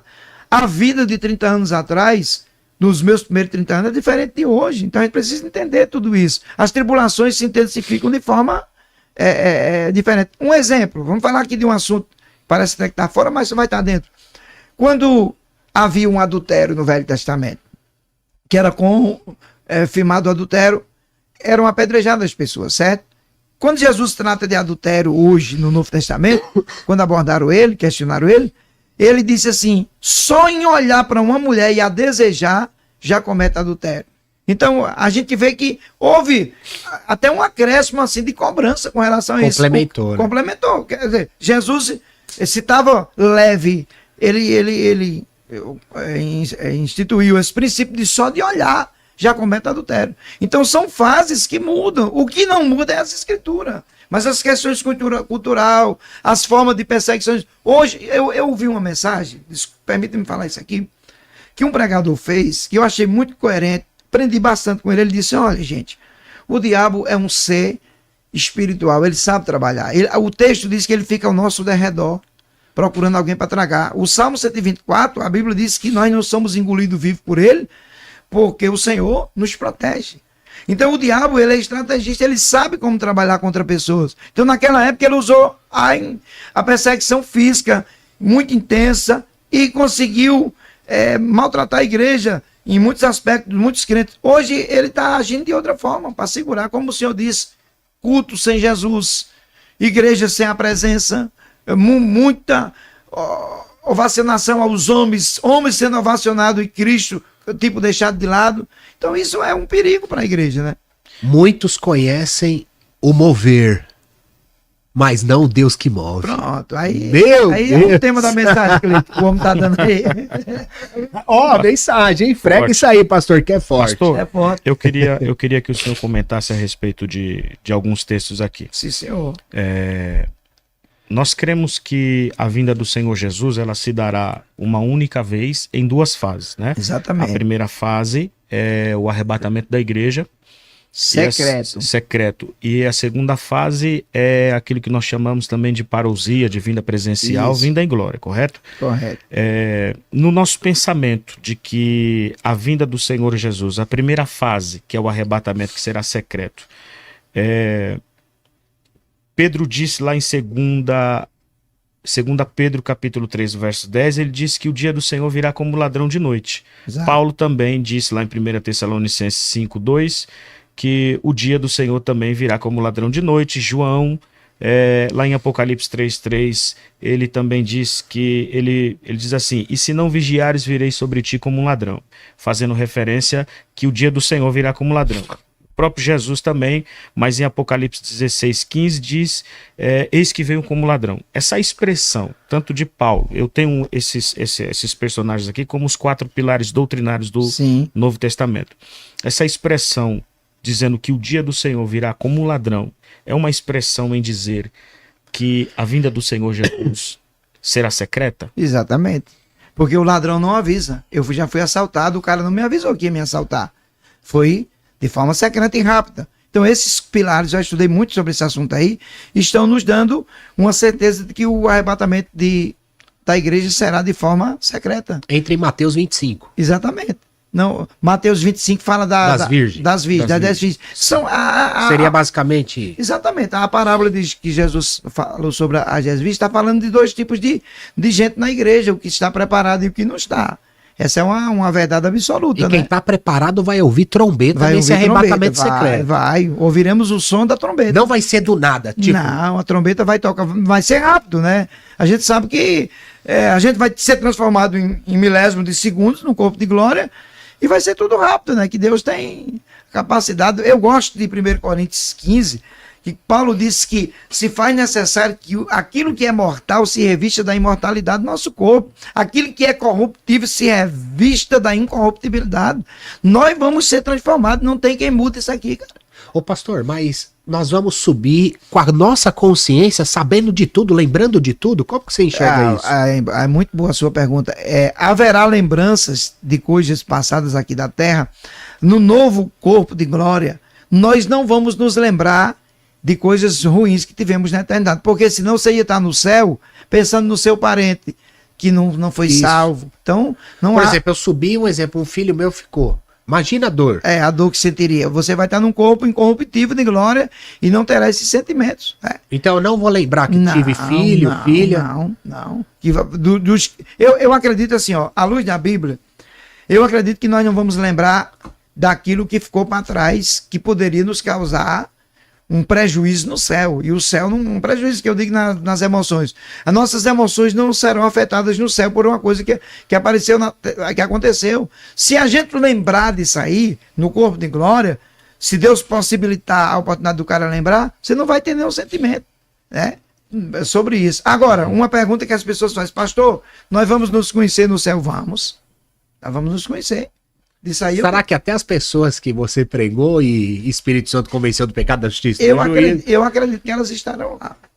Eu acredito que a gente vai saber através da sua pregação, pastor, do Espírito Santo. Porque no tribunal de Cristo vai ser apresentado isso aí. Quando Cristo for galardoar a gente, tem um texto aqui em Isaías 40, 11, 40, 10.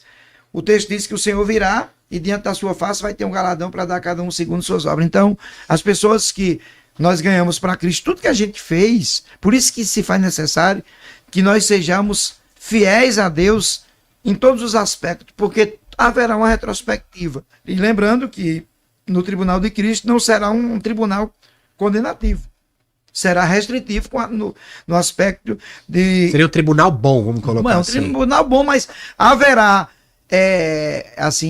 restrição de galardão, ou seja, alguma coisa que a gente não fez dentro da vontade de Deus, como Ele queria que a gente fizesse, que vai eliminar a possibilidade de a gente receber certos galardões. Então, isso é um assunto de se pensar, porque à luz da Bíblia a gente entende isso aí. Qual vai ser a importância de ter galardão no céu? Galardão vai ser recompensa, né? Vai ter uma recompensa de gozo. Não existe uma... Não vai ser um cargo lá, né? Não haverá disso. Eu acredito que no céu, na minha forma de pensar e ver a luz das Escrituras, não haverá cargos eclesiásticos no céu, não haverá pessoas maiores do que outras no céu. Eu acredito que todos serão igual Jesus nos ensinou. Rapaz, você sabe o que é que eu penso? O importante é chegar lá. Nós queremos chegar, né? Lutamos para isso, perseveramos para isso, vivemos para isso, para um dia entrarmos na Cidade Santa pelas portas. Pastor, esse assunto é um assunto muito, muito maravilhoso, né? Amém. É o assunto atual do momento. O apóstolo Paulo fala lá em 1 Coríntios, capítulo 15, no versículo de número 51, 52, 53, ele vem tratando já a respeito desse corpo glorioso, né? Sim, senhor. Ele chama lá em 1 Coríntios 15, 53, 52 mais ou menos, me falha a memória aqui o versículo específico, mas ele diz que esse corpo será incorruptível. Sim, né? Sim. E também lá em Filipenses capítulo 3 e o verso 20, ele diz que esse corpo será um corpo de glória. Sim, né? sim. Ele diz assim, que transformará o nosso corpo abatido para ser semelhante ao seu corpo glorioso. Glória a Deus. Né? a fim de sujeitar a si todas as coisas segundo o seu eficaz poder. Ele diz mais ou menos isso. Esse corpo que nós vamos ser transformados, vamos obtê-lo no dia do arrebatamento, é semelhante ao corpo de Jesus Cristo ressuscitado? Exatamente. Será um corpo incorruptível de glória, semelhante ao de Jesus. E assim, aí eu já insiro outra pergunta. Em que aspectos ele vai ser incorruptível? Nada daquilo que prejudica o relacionamento de uma pessoa com Deus na eternidade vai interferir nesse corpo. Porque esse corpo não se sujeitará a tentações, a desejos pecaminosos. Esse corpo de glória, criado por Cristo, por Deus, para nós usufruirmos dele, vai nos blindar de qualquer ação contrária que possa acontecer. Apesar que Satanás vai estar muito longe da cidade santa, onde a igreja vai morar, né? Então Deus já se precaveu com tudo isso, porque Deus trabalha já usando a sua onisciência para já cuidar da igreja, porque a igreja vai estar sob os cuidados de Cristo. Mas o corpo de glória não sentirá dor, não sentirá fome, não sentirá cansaço, não precisar dormir. Dormir, o sono que a gente usa é biológico para descansar, né? Recuperar as energias. No corpo de glória não vai ter precisar dormir. Uma coisa que a gente precisa entender é que na eternidade a gente não vai ficar de forma estática, como algumas pessoas pensam, só dando glória ou cantando santo. Nós vamos ter atividade. Só que a Bíblia diz em 2 Coríntios 2,9 que nunca desceu ao coração do homem e o homem nunca pensou sobre aquilo que Deus tem preparado para a gente. Paulo disse que hoje nós vemos em espelho, em enigmas. A nossa mente não consegue captar o que é de importante. Quando eu era novo convertido, eu recebi uma profecia de um adolescente que algumas coisas Deus mostraria em sonho no meu ministério. A menina foi muito clara, uma adolescente me entregou essa mensagem. E com uns dias depois eu tive um sonho. Foi só um sonho. Eu tive um sonho com a Cidade Santa. Quando eu vi a Cidade Santa descer para o céu, igual o João frisou aqui em Apocalipse, eu corri para entrar na Cidade Santa. Quando fui chegando perto, acordei. Deus me permitiu acordar. Mas eu tive uma sensação que eu passei um bocado de tempo, quando falava nisso, eu chorava. Uma presença tão grande, tão forte. As minhas palavras são pobres e fracas para descrever a sensação de paz, de bem-estar, de alegria que eu senti quando eu me aproximei da cidade.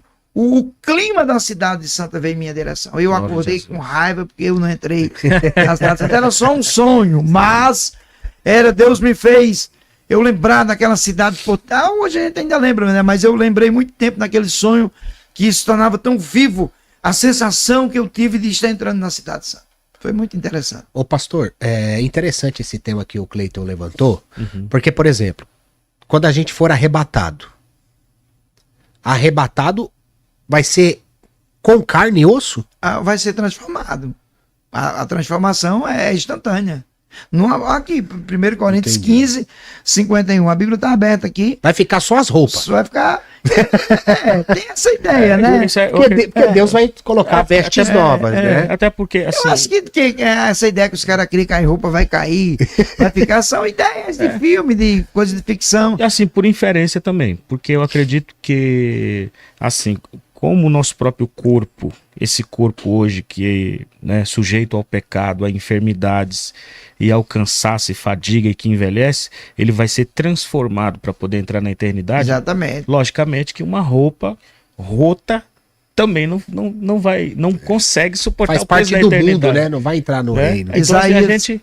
Pode dizer, pastor. Isaías 61:10, o profeta profetizou que Deus nos vestirá com vestes de salvação. Então nós vamos nos ser vestidos com vestes de salvação. Aleluia. Olha aqui o que é que diz em 1 Coríntios 15, 51. Extremamente importante. Eis que eu vos digo, eu declaro um mistério, nem todos morreremos, mas certamente todos seremos transformados. Vai haver uma transformação. Quem é que pode provar contra isso aqui, meu irmão? Como é que alguém diz que não vai ter transformação de corpo? Eu não consigo entender como é que alguém não consegue crer isso aqui. No momento, no abrir e fechar de olhos, ao som da última trombeta, portanto a trombeta soará, os mortos ressuscitarão incorruptíveis e nós seremos transformados, pois é impreterível que o corpo que pertence ao mundo se revista de incorruptibilidade e o que é mortal se revista da imortalidade. Ô pastor, explica aquela parte de Apocalipse 5, 10 e 24, porque assim, se o arrebatamento leva a igreja para o céu, Tá. por que Apocalipse mostra os santos reinando com Cristo na terra? É o milênio. Aqui já é o milênio. Já é o milênio. É a época do milênio. O reino é aí onde tipo assim, ó, tem uma pregação do pastor Hernandes, que é um mestre nosso. Quem não gosta das mensagens de Hernandes não gosta de Bíblia. Mas tem uma mensagem de Hernandes que eu ouvi, que ele disse que não tem uma sustentação bíblica de um texto que dê uma sustentação para a gente crer no milênio. Mas só em Apocalipse capítulo 20, versículo... no capítulo 20 de Apocalipse eu tenho 6 vezes o texto falando de milênio. Então não é um texto isolado que aparece. Nós temos assim, exemplo, Apocalipse 20, para vocês terem uma ideia. Olha que interessante. Apocalipse 20, eu preguei isso aqui essa semana numa igreja, tem 15 versículos, nenhum desses aqui se cumpriu. Olha aqui, por que não se cumpriu? Então observei que desceu do céu um anjo com a chave do abismo e uma grande corrente em sua mão. Quando é que isso vai acontecer? Quando a igreja for arrebatada, que Cristo voltar com a igreja para estabelecer o milênio, é o texto que está dizendo que Satanás vai ser preso no poço do abismo por 1000 anos. Não tem como eu chegar aqui e dizer que isso é uma figura de linguagem, cara. Está aqui, o texto está falando de forma... E a Bíblia também é literal. Exatamente. Aí não adianta o cara querer inventar. Ele lançou no poço do abismo, fechou e pôs selo sobre ele para que não enganasse mais as nações, até que os 1000 anos se completassem. Vai ser solto por mais um pouco de tempo, depois vai ser banido para sempre, jogado no lago de fogo. Aí vai vir o tribunal de Cristo, o julgamento do trono branco, que é a terceira volta de Cristo, diga-se de passagem aqui, agora para julgar os ímpios. E quem estiver no trono branco, diante do trono branco, já vai ressuscitar sem salvação. Durante esse processo todinho da igreja, arrebatamento, tribunal de Cristo, milênio, os mortos que não morreram sem salvação continuam mortos. Ô pastor, uma coisa interessante também, um dado, por exemplo, em 1800 anos para trás, vamos colocar assim, Sim. Não se pregava pré-tribulacionismo. Não. Então nasceu no século XIX com John Darby, se eu não me engano. Isso, exatamente. Vamos dizer que é basicamente novo. E como tem tanta força assim, quer dizer que em 1800 anos para trás pregaram algo que não era tão direto e correto biblicamente? Eu vou explicar isso aqui. Um pregador, um teólogo, ele produz teologia. Essa é a verdade. Nós estamos aqui, como esses dias eu vi uns colegas fazendo umas pregações sobre família, depois eles criaram alguns cortes para falar sobre família e fizeram até uma espécie de aula. Eles produziram material. Nós produzimos teologia quando nós estudamos as escrituras, quando nós fazemos exegese do texto com exatidão, né? Então, com relação a essa pergunta que você fez aí, não havia talvez um interesse dos que nos antecederam, né? Porque o Irineu e outros mais, os pais da igreja, Tertuliano era tudo pós-tribulacionista. Depois veio esse cidadão aí que teve a ideia do pré-tribulacionismo, depois tem outros que vão se aliar a ele, né? John Darby veio ele vai arrebentar. Mas assim, talvez tinha até alguém que cria no pré-tribulacionismo, mas não tinha um conceito definido e não tinha alguém que lhe apoiasse, né, nisso aí. Então é igual tipo a reforma protestante que veio por meio de Lutero. Alguém precisa se levantar para defender um princípio, né? E tem assim, Guigo, a verdade é que assim, nós temos muitas bases bíblicas para defender o pré-tribulacionismo. Eu não acho outro caminho. Para mim, decidi defender à luz desses textos que eu tenho como base e vou defender isso até o fim. Pastor, a pergunta que eu queria fazer para o senhor também está relacionado a pré-tribulacionismo e também grande tribulação, arrebatamento. Aqui dentro dos textos de 1 aos Tessalonicenses 4,16 e 1 aos Coríntios 15,52, onde nós nos referimos ao arrebatamento da igreja, lá em 1 aos Tessalonicenses 4,16, Paulo diz, porque o mesmo Senhor descerá do céu com alarido, voz de arcanjo e com a trombeta de Deus, correto? Lá em 1 Coríntios 15:52, ele diz assim: no momento, no abrir e fechar de olho, ante a última trombeta. Então a gente vê que lá em 1 Tessalonicenses 4,16 existe uma trombeta, e lá em 1 Coríntios 15,52 ele fala sobre a última trombeta. Essa última trombeta que ele está falando se refere à última trombeta lá dos anjos que tocarão 7 trombetas, ou ele está falando da mesma trombeta? Da mesma trombeta. De uma forma diferente. Paulo está falando o mesmo assunto para 2 igrejas diferentes, para os Coríntios e para o povo de Tessalônica. Ele está falando da mesma trombeta. Se poder, o Paulo está usando uma linguagem talvez diferenciada quando se refere à trombeta, mas ele está falando da mesma trombeta, porque os 2 assuntos eles vão abordar sobre o arrebatamento da igreja. Não, né? Em falar em Paulo, é interessante, eu vou até abordar outra pergunta, por exemplo, por que Paulo consola os crentes em Tessalônica com a volta de Cristo? 1 Tessalonicenses 4,18, sem mencionar livramento da tribulação.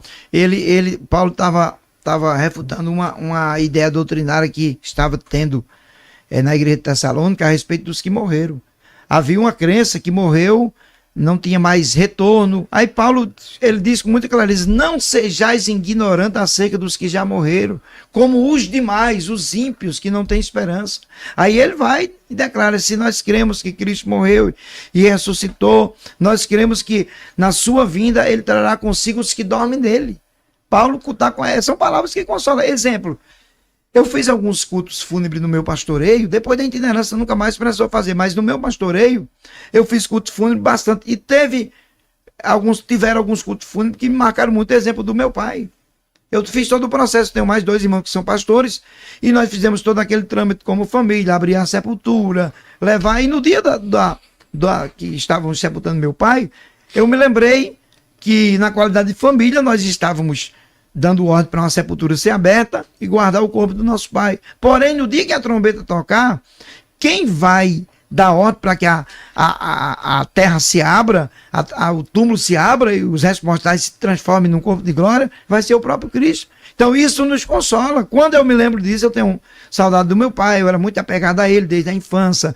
Como eu sou da área rural, como eu falei para você, tirava leite do gado com ele, auxiliava nos trabalhos do sítio. Então, eu fiquei apegado ao meu pai, senti muita falta dele. Mas, quando a gente olha para a Bíblia, eu tenho a certeza que hoje ele está descansando com Cristo até o dia que a trombeta tocar. Em nome de Jesus. Em nome de Jesus. Pessoal, estamos chegando no fim. Amém. Para honra e glória de Jesus. E eu fiquei sabendo que é o primeiro podcast que o pastor está participando. Primeiro podcast. Aqui. Eita! Glória a Deus. Um dos melhores do estado de São Paulo. Glória a Deus. Glória a Uma Deus. bênção E de se Deus. torna o maior do Brasil, né? Amém.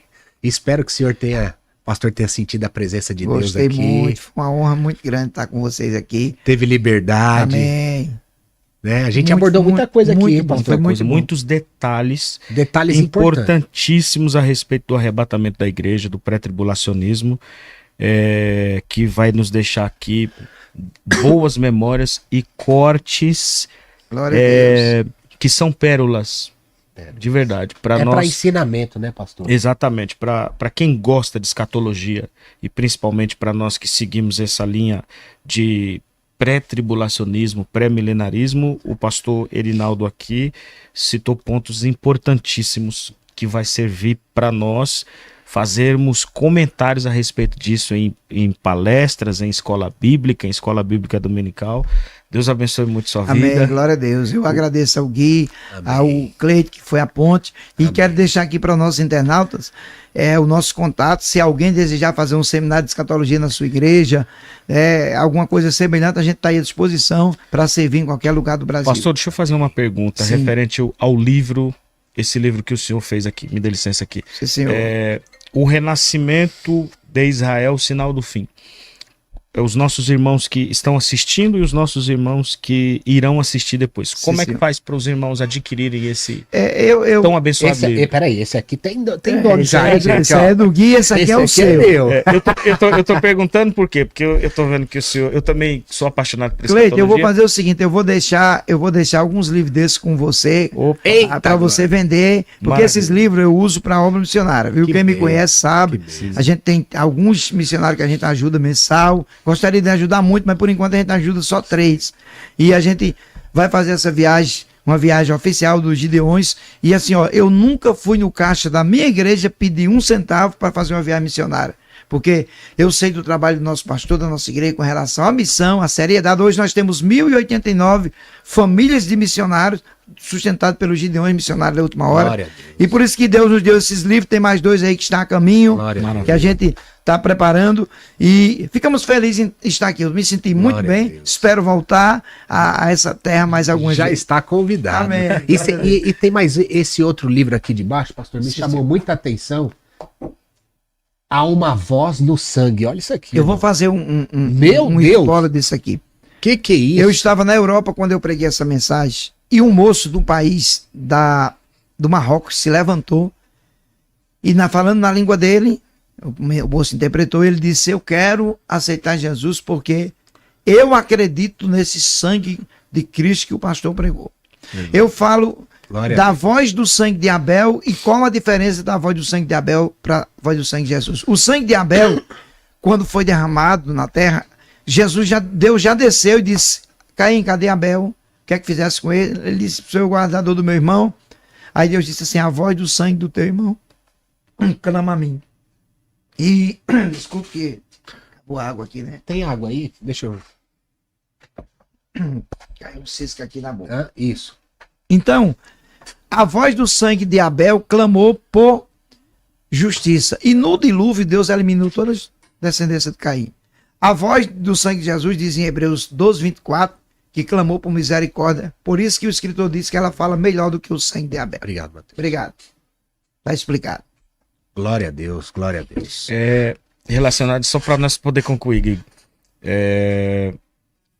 Esse livro aqui, pastor, o senhor falou que fala sobre Ezequiel 37. Ezequiel 37 e outros personagens mais. Isso aqui é muito interessante o senhor falar sobre isso aqui agora, porque Ezequiel 37, na sua interpretação correta, ele tem uma conotação escatológica Tem.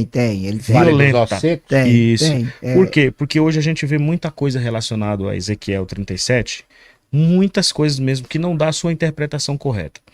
Então eu sugiro aos nossos irmãos que estão vendo, os que vão ver, que compre esse livro e que estude essa profecia de Ezequiel 37 para que possam interpretar. Nas nossas igrejas da Assembleia de Deus existe muita festa com muito tema e muitas das vezes entra esse tema, né? E a gente vê muito esse Ezequiel 37 sendo interpretado de uma forma errada. Então, nesse livro aqui, existe a interpretação correta de Ezequiel 37. Avaliada por 5 teólogos que respaldaram o assunto aí como verdadeiro. Tá bom? Glória a Deus. Eu quero agradecer também, aproveitando a oportunidade, a Igreja Assembleia de Deus do Jardim Veracruz, não é isso, pastor? Estarei lá domingo pregando para honra e glória de Deus. Bênção de Deus. É culto com jovens lá. O pastor local lá é o pastor Osemar, né? O líder dos jovens lá é o diácono irmão Júnior, que é Diácono um filho. Júnior. Um abraço, meu irmão. Me tratou super bem no WhatsApp, um homem de Deus, viu? O meu sonho é pregar nessa igreja. viu? É um filho na fé nosso. Glória a E vai te receber lá com muito amor, com muito Glória a respeito. Tanto Deus. ele quanto a esposa. São filhos na fé nossa. Glória a Deus. E são gente do reino. Espero também. poder contribuir com a obra do Senhor. Amém. Amém. Glória a Deus. Obrigado mesmo de coração a todos vocês. Pastor Cleito, obrigado por Pastor, estar aqui comigo. Eu que agradeço muito essa honra de poder estar aqui junto com vocês. O podcast, o GigoCast, tem sido visto, tem alcançado, Glória já a está Deus. indo para 2 milhões de 2 visualizações. milhões de pessoas Que por mês coisa linda. alcançadas. Glória a Meu Deus. Jesus, pela pregação da palavra. Glória a de Deus. Que honra. Eu tenho E muita... aqui não é polêmica, a gente não faz polêmica. Aqui Glória a a gente Deus. fala da palavra de Deus. Amém. Eu tinha muita vontade de participar de um podcast, mas eu não sou aquele cara que me oferece. Eu esperei o momento, então Deus colocou esse príncipe. Glória a Deus. Tem Glória a pessoas Jesus. que se tornam bênção de Deus e o Cleiton. Eu gosto de pessoas do tipo dele, como pregador, como pessoa compreensiva. E eu digo sempre, eu disse até para o Cleiton hoje, tem um salmo, acho que é o 118, que o texto diz assim: eu sou abençoado por Deus, por aqueles que me abençoam. E tem irmãos que são abençoadores, e agora eu conheci você que está nos abençoando. Isso que é uma honra para a gente. Amém. Estamos aqui, muito obrigado. Pastor, viu? espero ter contribuído com a obra de Deus na sua Amém, vida. glória a Deus, muito. Eu sei que Deus vai continuar te usando. Eu creio. Obrigado mesmo por tanto conhecimento que o Senhor tem Amém. compartilhado aqui na mesa do GigoCast. Amém. Para honra e glória de Deus. É honra nossa. E eu tenho certeza que a gente pode ir, mas a palavra de Deus vai permanecer. permanecer, Glória a verdade. Deus. E pastor, antes da gente finalizar, eu gostaria que o pastor olhasse para essa câmera aqui, ó, Certo. e deixasse uma mensagem para a nação brasileira, em nome de Jesus. Dias melhores virão. Glória a Deus, aleluia. Glória a Deus. Meus irmãos, deixa seu like nesse vídeo, compartilha. Você pós-tribulacionista, coloca aí a sua pergunta, coloca aí o que você não concorda, é muito importante. Se inscreve no canal. Pastor Cleito, obrigado demais. Amém, pastor. Obrigado a todas as pessoas que vão passar por aqui, que vão ouvir essa mensagem. Que você seja edificado. Jesus vai voltar. Glória a Deus. Jesus está às portas. As profecias estão se cumprindo. As Verdade. pessoas não estão cumprindo a Bíblia, mas a Bíblia tem se cumprido no mundo. E a gente tem visto isso acontecer gradativamente. Tudo no seu tempo, como diz em Isaías 60. Glória a Deus. Então tudo tem o tempo para acontecer e o tempo é depressa, Amém. mas depressa junto com o Senhor. Que Deus abençoe vocês. Um beijo no coração. GigoCast, o seu podcast cristão. Eita.